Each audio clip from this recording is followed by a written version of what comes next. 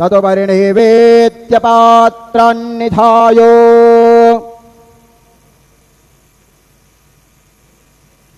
गायत्री मंत्रेण पात्रान् संप्रोक्ष धेनवाः अमृते कृत्य सत्यन्त्वरतेन परिषिञ्चामि नैवेद्यं निवेदयामि।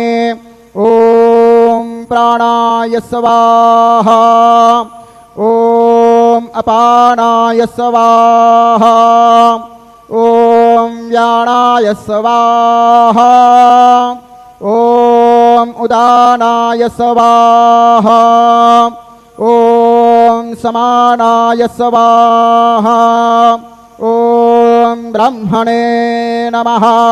नैवेद्यमध्ये पानीयं समर्पयामि पुनर्नैवेद्यं निवेदयामि।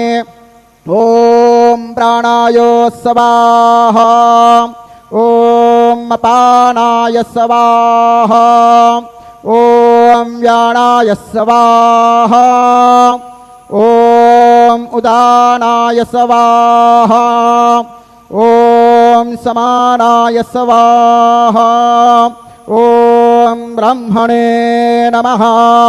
नैवेद्यं समर्पयामि हस्तप्रक्षालनं समर्पयामि मुखप्रक्षालनं समर्पयामि। सद्गुरु साईनाथ देवताभ्यो नमः। शेषोपचारार्थे प्रार्थनापूर्वकं नमस्कारं करोमि।